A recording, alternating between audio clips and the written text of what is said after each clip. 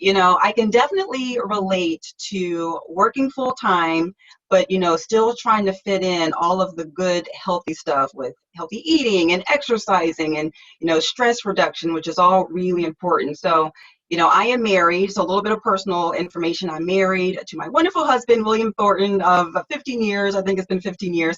I have three kids, 10, 7, and 3. So they definitely keep me busy. So I'm just like you guys, trying to eat healthy and juggle you know, all of the life stuff that we have going on. So next slide, please. All right, so next slide. Yep, there we go. Perfect, thank you. So I'm sure we all want to prevent this right here, which is that midday slump, maybe 3:30. You start feeling not so energetic.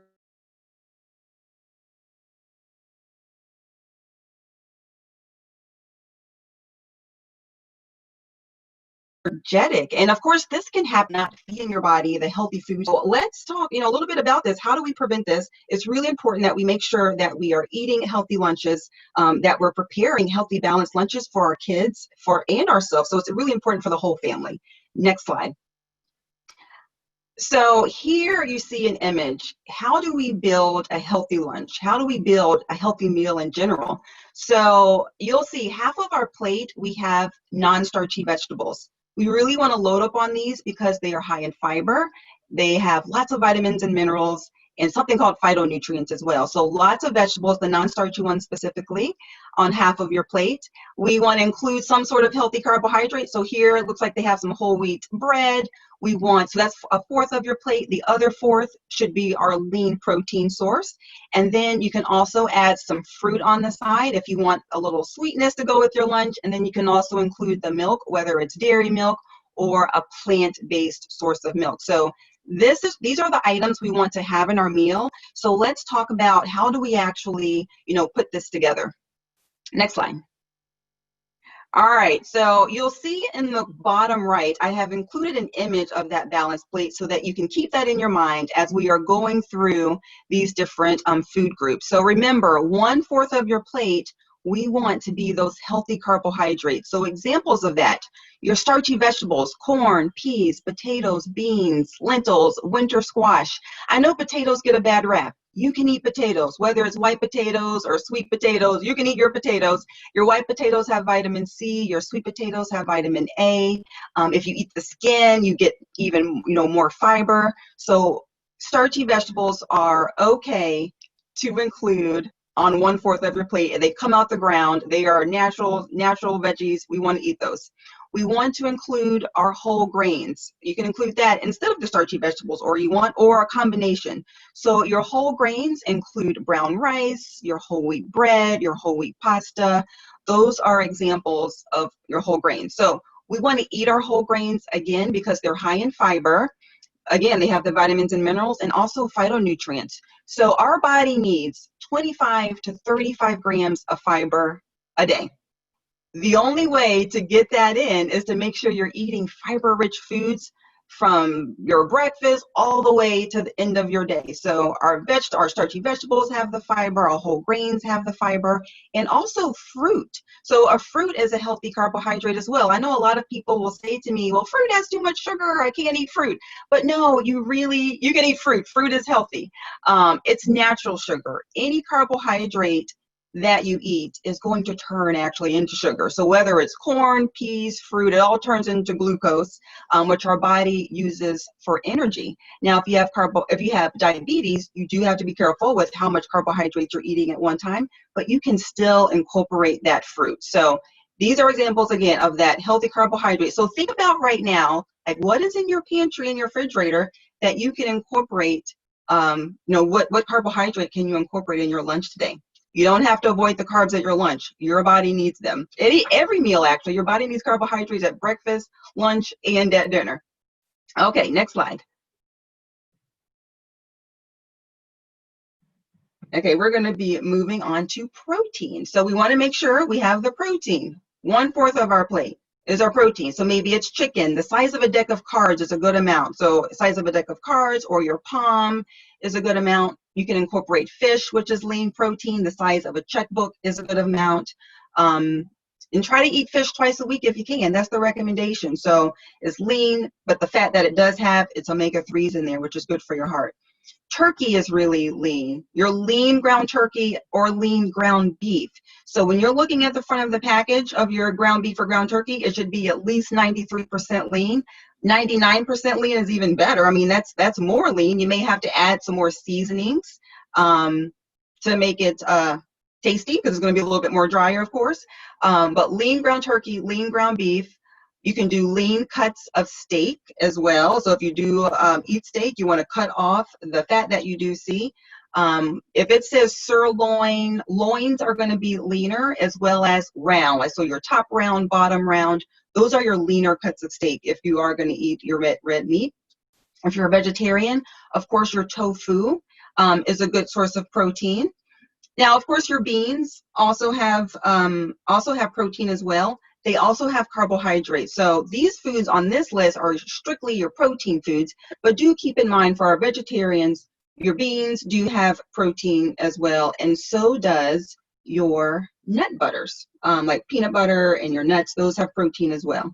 All right, going down the list here. Eggs is a good source of protein, so incorporate those, or your low-fat dairy, or reduced fat dairy as well. So of course, cheese is protein. It's going to be higher in fat, so we'll talk about that too. But if it's reduced fat or low fat, that'll have less of that fat in there. If you do like the regular, that is okay. Incorporate your regular cheese. Just watch the portion size. All right, next slide. All right, we want to think about the fats in our meal as well. You cannot avoid fat. Your body actually needs fat. And it helps you feel full and satisfied. So your meal should have some fat in there.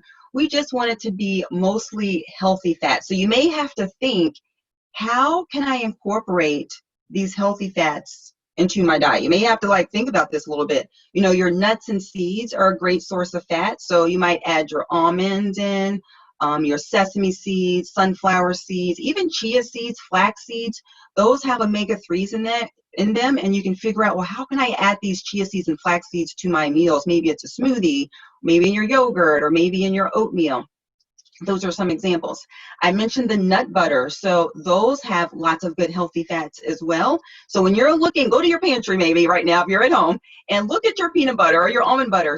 Look in the ingredients and see, does it only have peanuts in there? You want to see peanuts, and the second ingredient should be salt, if any salt at all. You don't want to see hydrogenated oils or sugar. Just the nuts is the best kind. So that's a good healthy fat. Your salmon, it's a protein, but it does have healthy fats in there. Like I mentioned, it has omega-3s. You want to incorporate your oils, like olive oil is a great option. So try to find ways to use more of your olive oil in place of the butter. So maybe you put olive oil in your vegetables, or maybe you drizzle some in your rice, or maybe some in your pasta. Again, find ways to add that olive oil in there. Avocados are also a great source of fat. So maybe you put those in your sandwiches or your salads. So again, find ways to include these healthy fats in there. Next slide, please. And then we have our non-starchy vegetables. So remember, half of your plate, we want to make those non-starchy vegetables. Examples are carrots, broccoli, cauliflower, Brussels sprouts, green beans, leafy greens, asparagus. This is not a full list, but this is just a short list. A lot of people think carrots are starchy, but they're actually not. They have just as much sugar as your broccoli, which is only a teeny bit amount of sugar in these non-starchy vegetables. So find ways to incorporate these veggies. The goal is to try to eat, your fruits and vegetables every single day if you can. At lunch, eat your vegetables at lunch and again at dinner every single day. But if you're not doing that, that's okay. You can work up to it. So maybe if you're only doing 1 or 2 days right now, try to increase to 3 days and then 4 days, so that you are including at least some vegetables at both meals. Even if it's not half of your plate, let's at least get some veggies on your plate. So think about what vegetables you have right now, and it doesn't matter whether it's canned, frozen, fresh. They are all great to include. If it's canned, though, you do want to make sure that you rinse off your veggies. That'll help get off some of the sodium. But they're all great sources. They all count as vegetables, whether it's, like I said, fresh, frozen, or canned. And sometimes those steamable frozen bags can be a really easy way to get in some vegetables really easy. It's really easy to do it that way. Okay, next slide. All right, so foods to choose less often, the saturated fat and the high fat proteins. These are going to be not so good for our heart, of course. The saturated fat will increase our cholesterol, and it increases our LDL cholesterol specifically. So the butter, the fried chicken, bacon, sausage, bologna, hot dogs, the ground turkey and ground beef that is not lean, your full fat dairy, really anything from an animal is going to have saturated fat in there, which is why we really want to choose the lean proteins more often. Okay, next slide. All right, we want to really try to avoid the trans fat. So you want to look for the hydrogenated oil. So on the nutrition facts label, it's going to say most of the food companies are getting smart now. It says 0 grams of trans fat. Trans fat is bad because it does increase our cholesterol. It increases the LDL cholesterol. It also decreases the HDL cholesterol. So it does 2 bad things. We do not need any trans fat in our diet. So look in the ingredient list. Make sure that you do not see hydrogenated oil. It might say hydrogenated oil, or it might say partially hydrogenated oil. Same thing, it's trans fat. Food companies, they're allowed to put 0 grams of trans fat if there's a half gram or less per serving. So that's why you kind of have to be a detective and really look in the ingredient list. So kind of head on over to your pantry right now if you're at home and just kind of see, be that little detective and look for that trans fat in your products. Okay, next slide. And again, you can go to the next slide, but you're going to find your trans fat mostly in packaged up foods. That's where you're going to find it. Your cookies, your donuts, some types of crackers. So just kind of be on the lookout for that. Your refined carbohydrates. So these are going to be like your white bread, desserts, crackers without any fiber in them. They're going to digest super quickly. They're not going to keep you satisfied very long. So you really want to try and limit these, the refined carbs. And stick with the ones that are the whole grains and more fiber. Next slide. So how do we put all of this together? So we've been, next slide, we've been talking a lot about, foods to choose more often, foods to choose less often. So what are some things in your pantry and refrigerator that you can do to put these meals together here? All right, so next slide. So we have some meal ideas, and it may be coming up here in a minute. So, and it says lunch ideas, but these are also some great dinner ideas as well. So again, we want to make sure we're having the vegetable, the carb, and the protein, which all of these has, and you can add in the fruit if you feel like you need a little extra something, but you can include the fruit as a snack if you prefer. So example, 1 cup of brown rice, 1 cup of broccoli, 3 ounces of salmon. That is an example here of a great balanced meal. Be creative with your seasonings as well to make sure that your vegetables are not boring. We don't want to eat boring vegetables because kids don't like boring vegetables, and neither do us adults. So find ways to make your veggies exciting. I know we normally season up our fish and our chicken and our steak, and we really want to try and do that for our vegetables as well. So be creative with your onion powder, add onion powder, garlic powder, chili powder, and try roasting your vegetables for something different as well. Okay, so that's one idea. Our next idea, maybe it's soup. It can be some canned soup. Make sure it's low sodium because your canned soups can be high in sodium. So maybe it's canned low sodium soup. If you like to cook, make some homemade vegetable soup. That's a great way to get in vegetables. Healthy lunches and healthy dinners does not mean eating a salad every single day. That gets super boring. So that is not what healthy meals means. Eating a salad every day. So vegetable soup is a great way to incorporate lots of vegetables. You can add in some whole wheat crackers for some carbs. You want to make sure your crackers have at least 3 grams of fiber. That means it's a good source of fiber. Just off the top of my head, wheat thins, Triscuits, those tend to have more fiber in them. There's a brand called Mary's Gone Crackers that have more fiber as well. You want to add in your protein, which is that 3 ounces of chicken, for example. And then again, if you want that fruit, you can add in a peach. Peaches are in season right now. We're about to go into the fall season, which is your apple season. So you can also incorporate that apple instead. All right, next slide.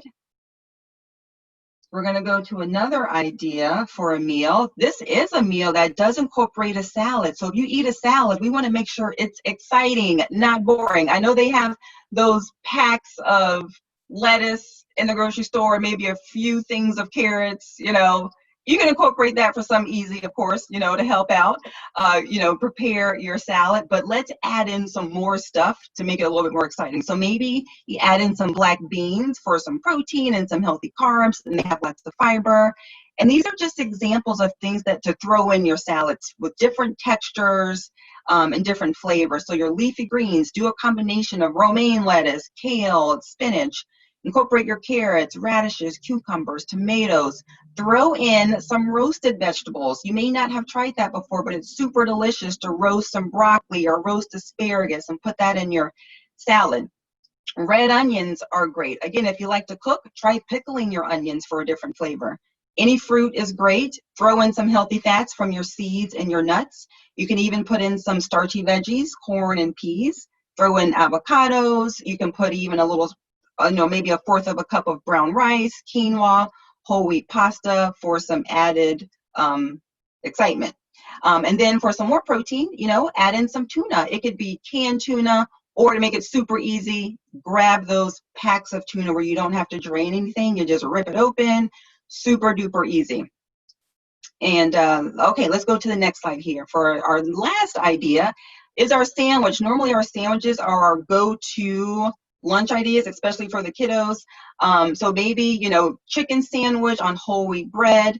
You can do the deli meat, but it will be higher in sodium. So if you can, maybe cook up some chicken on the weekend and have that ready for some lunches for the week.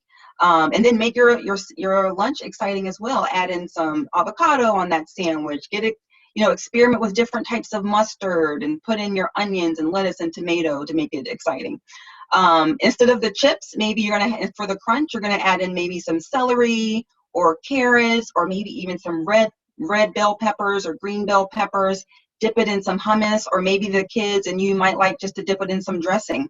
And then of course add in your fruit if you want a little something extra. So all of these ideas have that combination of carbs, protein, vegetables for some ideas. Throw in that milk if you want. You want to limit the sugary drinks, of course. You don't want to drink your calories. You want to eat your calories. So throw in that water or your milk for your beverage of choice. All right, next slide. So strategies for success. This may be a lot of information. You might be thinking, where do I start?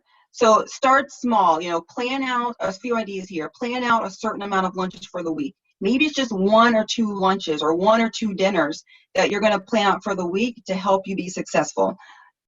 Grocery shop on a regular basis. Set a goal for yourself. Maybe you go once a week or once every 2 weeks. Again, work up to incorporating a fruit and a vegetable daily at lunch and at dinner. If you're not doing that every day right now, that is okay. But set a goal. Maybe it's once a week you want to do that, or 2 times a week. Make it super doable for yourself. Last idea, prep a portion of your lunch or dinner on the weekend. You don't have to spend a whole day prepping because nobody wants to do that. But, at least get something ready. Maybe it's cooking up a big batch of rice or a big batch of pasta, or, prepping your meat to get it ready for the week. That'll really make a big difference so that your week goes a little smoother, because I know we're busy with working. But again, we want to fit in the good, healthy stuff. And these ideas will really help. Next slide. And the last thing I have here, just a few resources for you to check out. ChooseMyPlate.gov is a great resource. Lots of good ideas. It has recipes on there. It talks about building a healthy plate as well. So check that out. And then the American Heart Association has a lot of good recipes as well. So if you need recipe ideas, this is a good one to go to. And ChooseMyPlate.gov, they have recipes as well for you to check out. Next slide. And as far as questions, again, just put your questions in the chat and we'll get to those. Here's my contact information. Please reach out to me. My email, my website is there as well. So thank you so much. Next slide. Good morning, everyone. This is Dr. Melissa Chase with the Department of Food Science and Technology, and I've got some additional resources I'd like to share with you related to everything that Keisha has spoken about today. And just wanted to make sure you all know about the family nutrition recipe database that we have through Virginia Cooperative Extension, and we've got the website for that here. They have a wonderful database of recipes that you can go in and search for just about anything that you're looking for, and everything is budget friendly and family friendly, and you use fewer ingredients, and the recipes are quite tasty. We use them a lot. I use them a lot at home as well as in programs that we work with through Virginia Cooperative Extension. The great news about that website as well is it also gives you access to additional recipes that we have that really highlight products that you can buy at your local farmers market, and recipes to feature those. And those handouts and recipes include the nutrition facts, so they've already been analyzed for you, and so you can see all the health information about them on there, as well as some additional tips for cooking with your children, or just additional tips for incorporating those into your eating pattern. That site also gives you access to a lot of other resources that we have through Virginia Cooperative Extension, including anything related to food, nutrition, and health.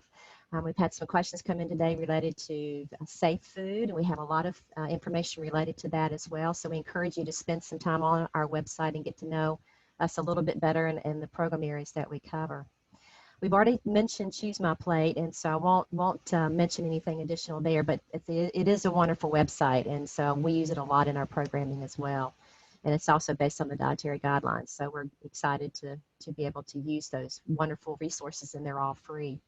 The eatright.org site from the Academy of Nutrition and Dietetics also has a lot of resources available to you to use for you and your families. In addition to having tips for cooking with children, they also have videos that are available for you to watch on how to prepare those healthier meals. So they're a go-to a lot for us in our programming as well. And then the last one I wanted to share with you is the USDA food shopping and meal planning site. And so that's a great site for more recipes. There's lots and lots of recipes to choose from with all of these sites that we've mentioned today. And they also have shopping tips and additional links to other extension resources that are out there in other states. And so we're real excited to be able to share that. And those resources, some of those resources are also translated into Spanish. And so lots and lots to choose from. We hope you'll take advantage of all of these resources. Okay, Crystal, that's it for me. Thank you so much, Dr. Melissa Chase. And many of you were on a few weeks ago when we were learning about, say, food preservation and how to make sure that our produce was, washed and properly stored and those things. So thank you for coming back. And Keisha, thank you for such great food for thought. And, it's interesting because I appreciated even some of the call outs, like the thing about carrots, like, really Mhm. clarifying some issues there. So we do have time for a couple of questions. And, Bethany and I have been looking at, well, Bethany more than me because I've been sharing slides. I've been looking at the chat box, and there are tons of questions in here. But one that I wanted to get back to, which I saw come up earlier on when you were talking about carbohydrates, and this is not going to be a surprise question to any of these panelists, but could you please talk about keto diets? Yes, good question about the keto diet. So, yeah, no carbs in that keto diet, which can sometimes be a little challenging when on that keto diet. You may not feel so good when you start that because your body does need carbohydrates. That's what your brain uses to function is carbohydrates. So yeah, when you're on that diet, you're not going to be eating really any carbohydrates for a while. I do encourage, for weight loss, if you feel like you need to do the keto diet to jumpstart you, do that. But you really want to try and think about, well, how can I transition so that I can incorporate this balanced meal, because you can't do no carbs for your entire life because your body, like I said, does need that. So how can you start to transition and incorporate some of those healthy carbs with the protein and the vegetables? So hopefully I answered the question. The best way for weight loss is really just to try to make some lifestyle changes that you feel like that you can really keep doing for an entire lifetime. Yep. Yeah. Great, thank you. Um, Yes. and Melissa, I know that you were going to be in touch with some colleagues and send some resources back, but could you speak a little bit to the questions around GMO and around organics and things like that? Could you share a little bit? I tell you, Crystal, just to be on the safe side, to make sure that we can get the most up-to-date and current information about that, I was going to plan to talk to some of our faculty in the Department of Food Science and Technology here at Virginia Tech, and maybe we could try to relate to some of those questions in the email that you're going to send out afterwards. Would that be okay? That would be great. We I know can, they we were can, coming in, and I wanted to make yeah, sure we called out and let people know that, you absolutely, know, we definitely believe in getting you the science-based information that's accurate. So absolutely. I appreciated that you know, Dr. She's is going to reach Mhm. out to the experts in the field with the most current and up-to-date, because there were some questions Mhm. around what's the current recommendation around, Yeah, you know, various different things. And we know that there's absolutely. different, you know, thoughts and thought processes from various places. So we'll make sure we get that out Yeah. as quickly as possible with the recording and with the slides. But we are grateful that you have joined in with us. Keisha came to us via Bethany, right? I'm going to tell this story, as they were track teammates at JMU. Is that right? That's Um, right. and then Keisha also has been a partner with Cooperative Extension in Virginia on the Balanced Living with Diabetes work through our colleague, Dr. Kathy Hosick. So we are grateful and glad that you were able to join us today. Dr. Chase, thank you for coming back and connecting us back with some other resources. We will send out the recording slides, the recording and the slides. If we can get the answers, we'll include it there, but we will be sure to answer as many of those questions as we can for each and every one of you. If you ever want to see or know what we've done in the past, all of those sessions have been recorded. You can find them at our extension website or on the YouTube page. Having said that, let's encourage everybody to try something new, a healthy something to eat in our lives this weekend. Right? Let's do that. I'm going to throw out the challenge. I'm going to take it myself and run with it. Thanks everyone so much. Take care of yourselves and have a great weekend. Bye, y'all.